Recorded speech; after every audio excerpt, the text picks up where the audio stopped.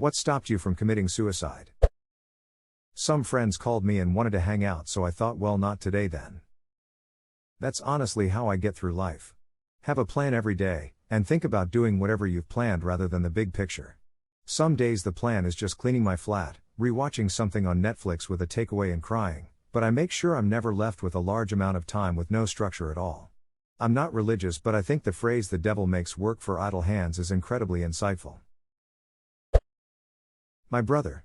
He found me passed out drunk like an idiot behind the wheel of the running car, and I was so drunk I didn't even get the garage open. Didn't I realize I could have died?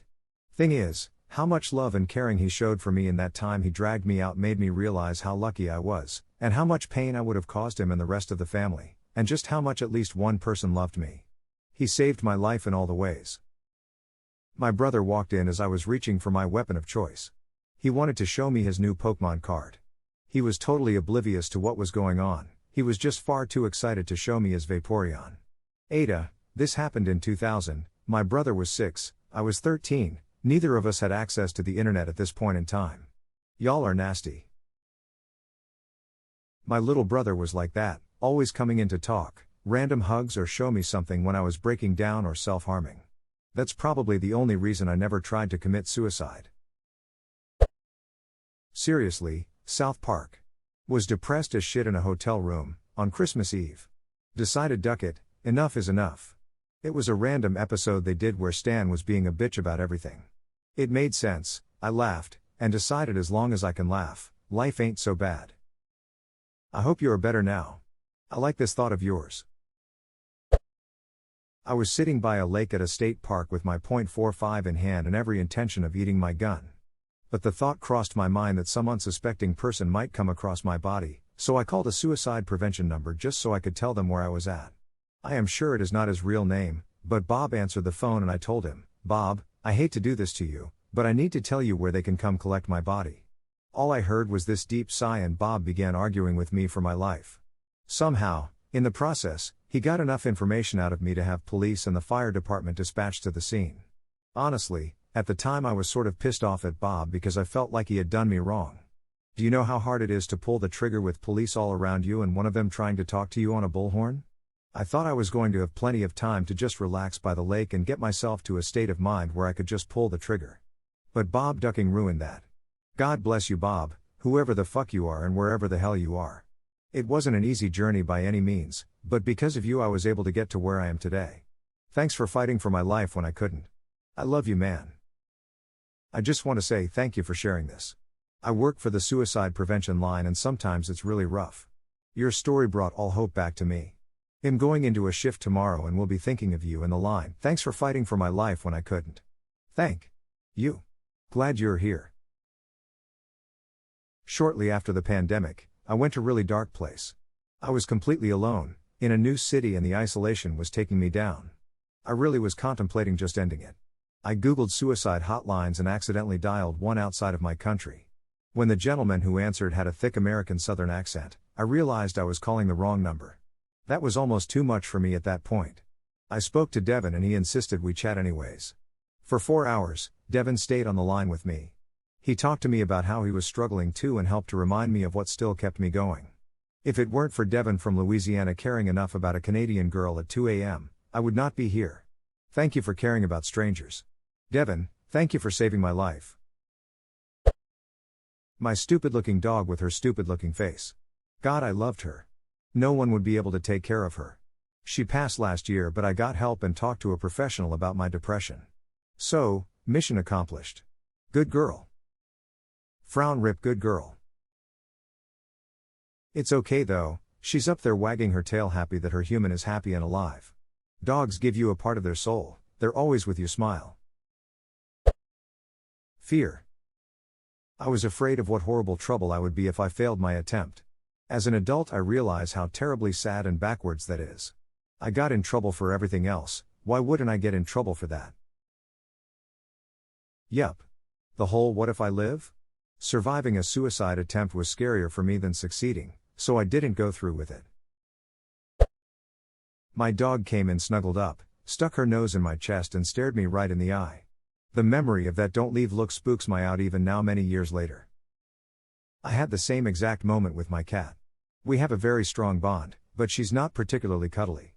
On the night in question, she came right up next to me, laid her little face on my chest, looked at me, and let out the most sorrowful meow I've ever heard in my life. Decided I needed to stay for her.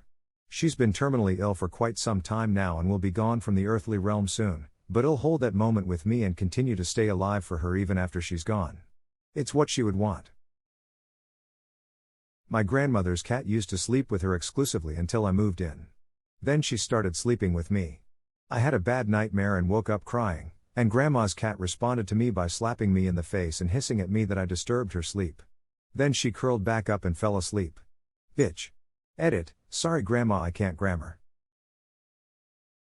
The duality of cat. Mom is still alive. Mothers shouldn't see their kids die. No one should have to see kids die. I was going to jump off of a bridge. It was like 2 a.m. I was walking down the street, and then right before I got to the part where like the sidewalk becomes fully separate from the road, some random guy pulled over in his car next to me. Then he was just like, hey man. Where do I find the nearest McDonald's? So I told him to the best of my ability. Guy said, thanks, drove off. I paused a bit, then kept going to the top of the bridge. Climbed over the bars, stood at the edge for a bit, but the moment was gone. Couldn't go through with it.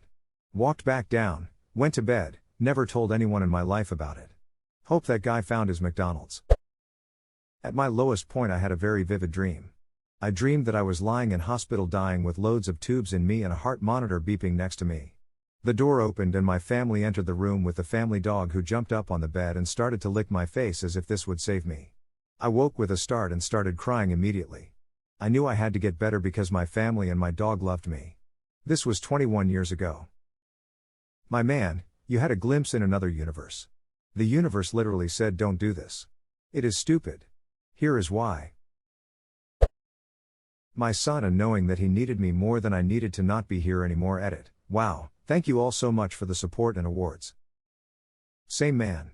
I couldn't do that to my son. Or my mom. As a son whose father committed suicide little over a month ago, and on behalf of your son, thank you both. You saved your son from a lifetime of asking why, of mentally seeing you around the house even though you're no longer there, of seeing something that made him think I should show dad this only to remember that you are gone, and spiraling back into a depression that only a son who lost his father to suicide can experience, from waking up paralyzed from a dream that was nothing more than the sound of the knock on the door that started the traumatic chain of events. I write this with tears in my eyes. Picture whatever it is that you and your son do together and who your son is now.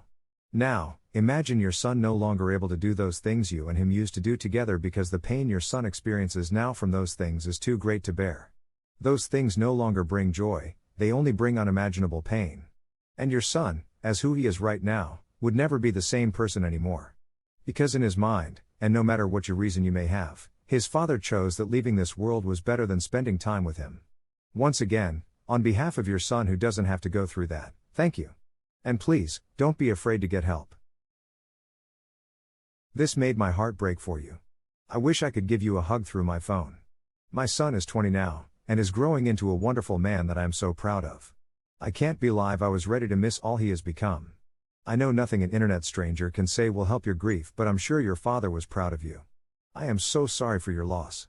This mama's proud of you, your strength, and your heart. I never felt I could reliably succeed. And possible consequences for failure are too drastic. Yeah, too many horror stories about failed attempts. I know a guy who blew apart his jaw and neck with 12-gauge buckshot, and honestly has probably one of the happiest guys I've ever met. Has so incredibly grateful to be alive.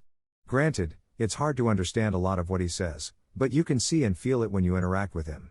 He missed the entirety of his brain and eyes and everything important, and is still able to eat and drink without assistance.